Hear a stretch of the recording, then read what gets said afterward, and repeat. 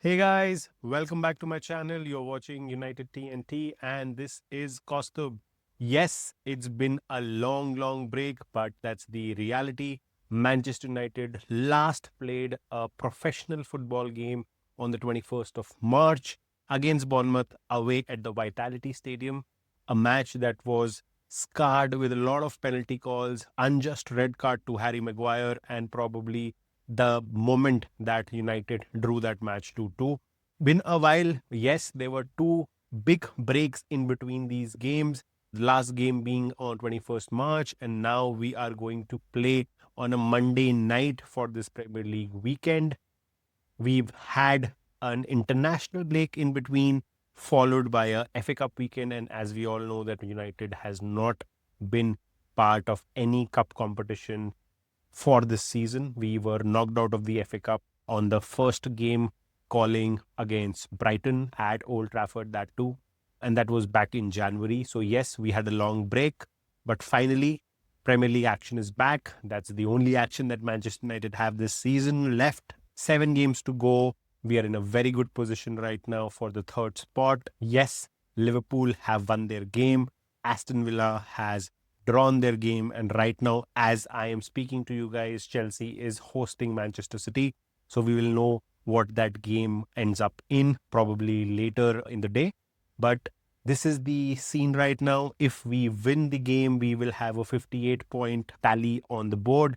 Liverpool is currently at 52, and now Aston Villa is at 53. So we will have a hefty gap for that third and fourth position, cementing our Champions League spot. Yes, it's a home game for Manchester United this time around. We are going to play Leeds United, Battle of the Roses, a match laid in history. There have been some epic encounters, especially through the 95-96 season when Leeds United won the title ahead of Manchester United. So yes, a memorable game for both the sides, and we will look up the team news, what the current form is for both the teams, and the predictions for this game in this video. So keep watching. Now, before we get into the match that we have on our hands, I would want to quickly recap of what are the things that have been happening with Manchester United in this long period of the break. First of all, a positive news, a very big news.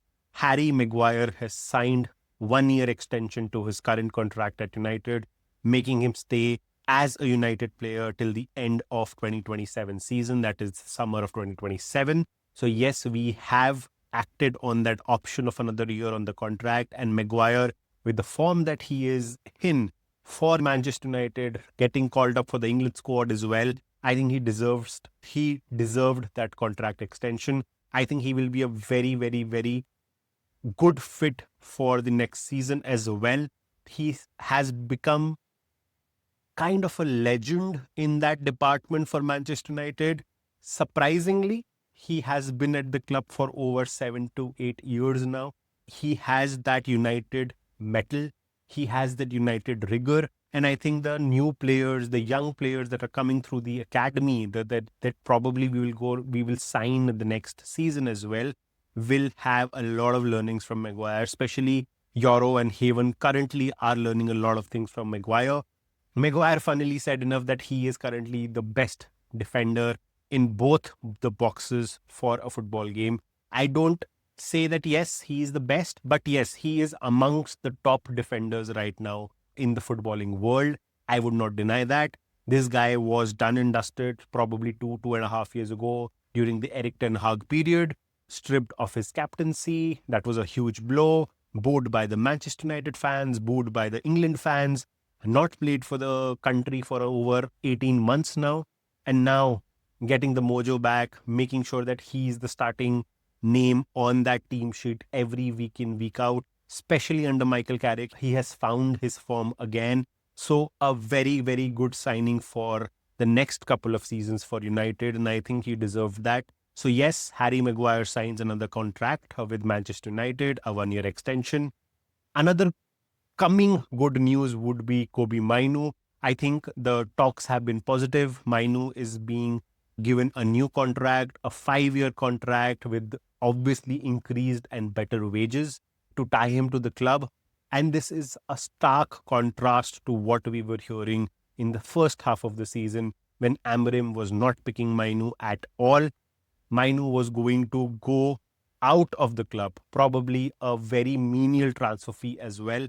But now that he has redefined his form, he has found his place in the United team 11. I think he deserves that contract. He's a player for the generation, and such players come very seldom, right? They come very rarely. And I think Mainu is that player for United, and we should have him in the squad. So I hope in the next few weeks we hear the final contract negotiations being closed, and we have here we go for Kobe Mainu as well. So yes, these are two positive affirmation signings that we've had over this international break.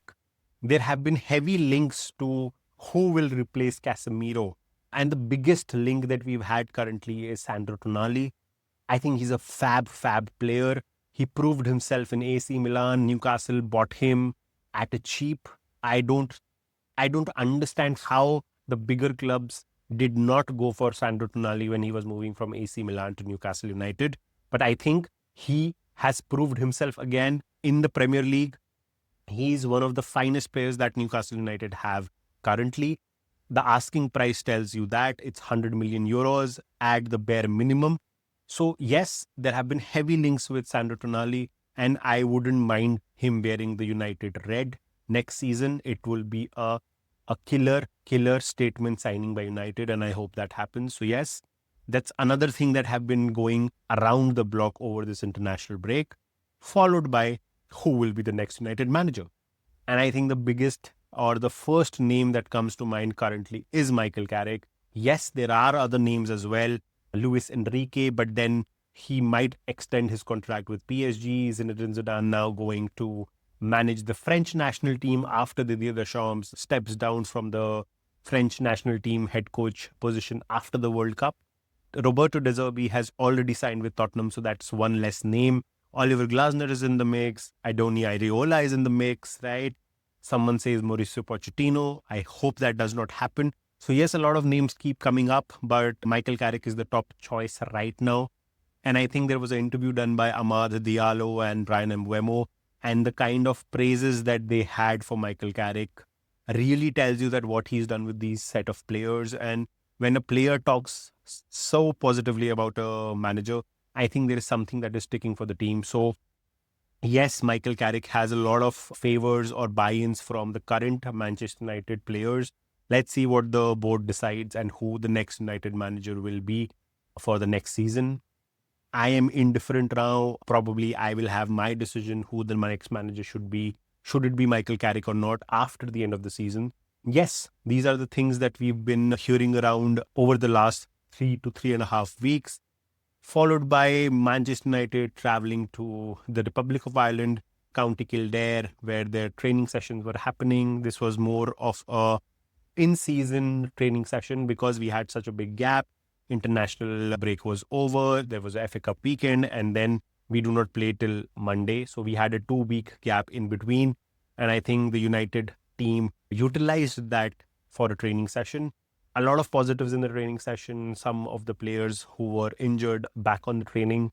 A lot of connections being formed, a lot of dependency towards each other, understanding how the other person plays.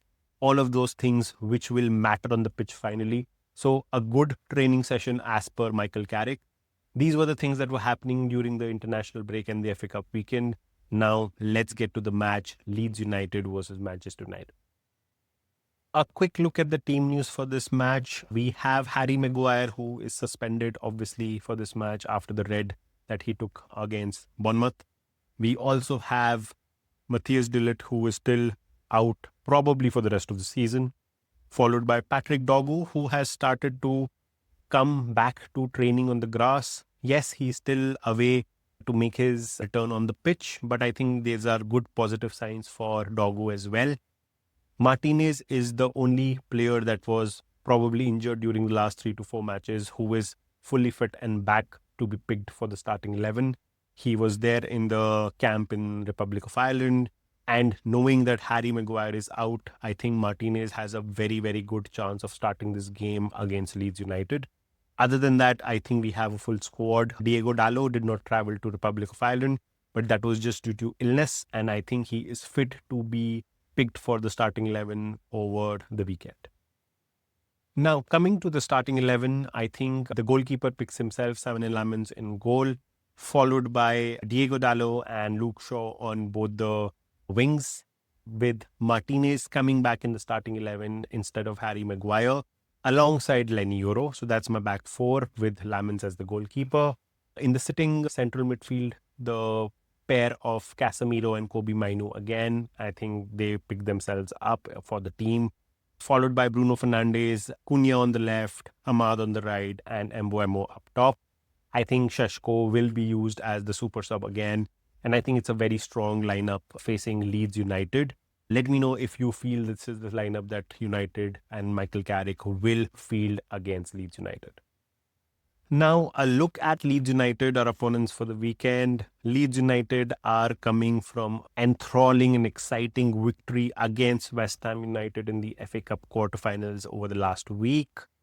They were leading the game 2-0 till the 90th minute when they threw the game away to West Ham United, who scored 2 goals in the 91st and the 93rd minute, taking the game to extra time. In extra time, we had a lot of chances. West Ham scored, they were offside. Leeds scored, they were offside. And that's how we went to penalties. It was a very cagey affair in that game. I was watching that game and I know that the first penalty that Leeds player took was stopped by the young goalkeeper from West Ham. And I thought that Leeds have lost that game. But then came Perry, made 2 fantastic saves and got Leeds United the victory 4-2 finally on the penalties. They go into the semi-finals for the FA Cup facing Chelsea in that game. So yes, they are high on that. But I think that match came with some drawbacks as well. 2 of their star players, I think Joe Rodon in the back and Stack in the attacking midfield, both have ankle injuries and will be out for this game. We will also not have Dan James' reunion with Manchester United because he's been out with an injury. Other than that, I think they have a fully fit squad. There are a couple of players who, if this match was on Friday, would not feature. But because it's a Monday night game, they will be fit, especially like Okafor. I think their star player as well. He will be fit to play against United. So yes, team news looks like this. Their form, however, has been up and down. They have, I think, cleared themselves from the relegation battle. They are 3 to 4 points away from the 3 teams that are currently fighting relegation, which is Tottenham, West Ham, and Nottingham Forest. So Leeds are safe that way, but their form has not been great against United. The last game we drew 1-1 at Elland Road. It was the penultimate game of Ruben Amorim's era. But other than that, I think United has a very strong record against Leeds United. When they were in the Premier League from the 2021 to 2023 season, United mostly won all the games. There were 1 draw, a 6-1 win, a 4-2 win, a 5-1 win for United. The last time Leeds United defeated Manchester United was back in 2010 in an FA Cup match. So yes, our record is good against Leeds. And Leeds will have a tough time playing Manchester United, especially at Old Trafford, where United is currently in red hot form. So that's the team news for Leeds, and let's see how the match rolls on. Now, for the prediction, I am going strong. I am going for a dominant United victory, especially after having such a long break. I think all of our players will be raring to go with full energy, everything to give for this match, and I think the scoreline will be 3-0 at the least. I hope it is more, but as a prediction, I am hoping it's a 3-0 victory for United. More on the score sheet. I don't want Fernandes to be on the score sheet. I want him to be on the assist score sheet. He is currently at 16 assists. And as I have been saying that I want him to beat the Premier League assist record this season. 4 more to tie with Henry and De Bruyne, and 5 to take the record, right? So I want Fernandes to at least have 2 assists in this game. Mbeumo scoring, Cunha scoring, and Šeško from the bench. Dream scenario. But yes, 3-0 is my prediction for this match. Let me know in the comments what you think. So yes, that was the preview to the match against Leeds United this weekend. Let me know if you feel otherwise. If you have any other comments, any other suggestions about the team news, about what the scoreline is, or anything United that you want to talk about, we will have a post-match review after our game against Leeds United. Till then, keep watching, keep subscribing, and keep commenting. ggmu.